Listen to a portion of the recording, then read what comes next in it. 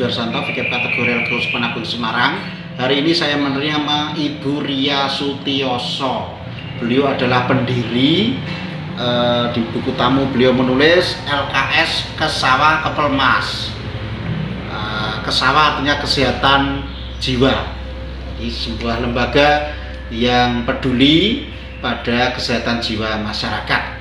Bu Ria Sutioso sendiri sejauh saya tahu juga punya pengalaman pribadi dari keluarganya bagaimana merawat saudaranya yang bergangguan kejiwaan. Seorang ibu yang sangat peduli dan punya hati bagi saudara-saudari yang bergangguan kejiwaan. Beliau tidak hanya mengurusi keluarganya sendiri, tetapi juga mengurusi keluarga-keluarga lain yang sedang mengalami keprihatinan ini. Soal kesehatan jiwa sangat penting bagi kita.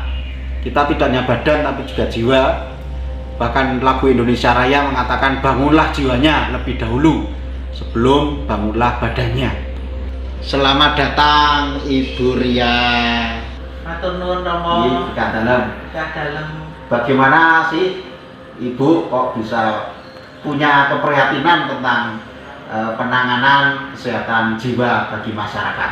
Awalnya Romo, saya menggeluti dunia gangguan jiwa berat ini berawal dari keluarga saya yang mengalami gangguan jiwa berat yang lebih dari 2 orang.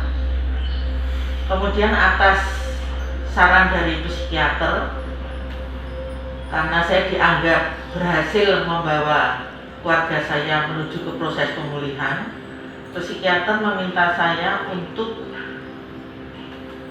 sharing kepada keluarga-keluarga lain yang mempunyai masalah yang sama, supaya mereka paham, supaya mereka tahu apa itu gangguan jiwa berat, khususnya di sini itu skizofrenia. Kemudian cara-cara mendampingi mereka dan membawa mereka kepada proses pemulihan. Dari situ lama-kelamaan kok makin banyak yang minta dilayani. Kemudian karena saya merasa butuh payung hukum, kemudian dengan Dr. Inu Wicaksono, dengan Dr. Kuncoro, dengan perawat jiwa Pak Ida Bagus, Pak Hartono, dan ada dokter lain, Dr. Bundan. Kemudian kami mendirikan lembaga kesejahteraan sosial kesehatan jiwa yang diberi nama Kepelmas. Lembaga ini lembaga non-profit. Kami di bawah Dinsos, di bawah Kemensos. Kami pelayanan di luar panti dan di dalam panti. Awalnya memang kami di luar panti lebih dulu dan sekarang sedang menyiapkan sebuah rumah pemulihan untuk ODGJ. Jadi karena sekarang makin banyak yang mengalami gangguan jiwa berat skizofrenia dan masyarakat tidak paham bagaimana mendampingi, kemudian gangguan jiwa berat skizofrenia itu apa, harus bagaimana. Kebanyakan malah malu mempunyai anggota keluarga yang gangguan jiwa berat, dan kasarnya mereka ingin membuang keluarganya yang mengalami gangguan jiwa berat karena dianggap aib. Padahal sebetulnya dengan pendampingan yang tepat, gangguan jiwa berat skizofrenia itu mereka masih bisa ditolong, dan dengan pendampingan yang tepat itu nanti mereka bisa tetap berkarya, mereka bisa menjalani indahnya hidup. Keluarga harus membuka diri.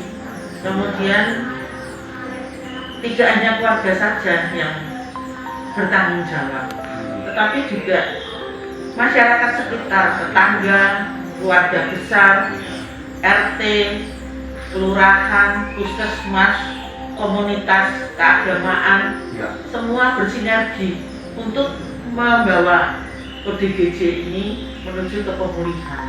Untuk kasus-kasus yang menimpa anggota gereja sendiri ada banyak ya Bu? Itu yang menjadi keprihatinan saya Romo. Kok makin lama yang kami layani kok dari warga gereja Katolik. Jadi kalau datang ke Kepelmas warga gereja Katolik, karena di ruang kerja kami itu ada Alkitab, ada renungan harian. Mesti saya tanya kepada keluarga itu. Jadi kalau pertama kali yang datang itu saya tidak meminta ODGJ-nya diajak, tidak, tapi justru keluarganya. Keluarga diberi pemahaman lebih dulu supaya mereka tahu apa yang terjadi dengan anggota keluarga yang ODGJ. Mesti saya tanya, Bapak Ibu di rumah ada Alkitab, di rumah ada renungan harian, apakah Alkitab itu sering dibuka atau hanya dipakai sebagai hiasan, dekorasi? Kebanyakan yang datang ke tempat saya mengatakan tidak pernah membuka Alkitab. Kemudian saya jelaskan di situ bahwa Alkitab itu yang akan menuntun kita dalam menyelesaikan masalah kesehatan jiwa. Tanpa iman tidak mungkin. Lalu bagaimana tanggung jawab gereja atau paroki kalau ada umatnya yang terkena gangguan kejiwaan, Bu? Sejauh yang Ibu alami di Kepelmas? Yang saya alami, yang kooperatif itu bagus sekali. Mereka memperhatikan, ikut mendukung proses pemulihan ODGJ. Tapi kok kebanyakan kok masih kurang ya? Kurang kooperatif. Iya, pemahamannya masih kurang, Ya. umatnya masih kurang. Ya. Romo susternya kok masih kurang pemahamannya. Oke. Apa harapan Ibu sebagai pengelola Kepelmas terhadap gereja secara spesifik, pastor paroki, pengurus pelayan, dewan pelayan paroki, dan juga para pengurus lingkungan? Harapan kami, khususnya saya sebagai warga gereja Katolik, saya berharap gereja lebih memperhatikan lagi tentang kesehatan jiwa. Stigma di masyarakat, warga gereja pun masih kental, jadi menganggap aib itu tadi, dan karena mereka tidak mendapat masukan atau ilmu tentang kesehatan jiwa yang benar, jadi mereka hanya memperbesar stigma itu tadi. Harapan kepada Romo? Harapan pada Romo lebih memperhatikan dan nyengkuyung tentang kesehatan jiwa, pentingnya kesehatan jiwa, dan umat diajak untuk sadar tentang kesehatan jiwa. Jadi harapannya supaya kita memahami apa itu ODGJ, siapa mereka, dan bagaimana cara kita mengasihi Ya. secara tepat, ya, supaya penyembuhannya juga tepat. Ya. Semua harus belajar tentang kesehatan jiwa.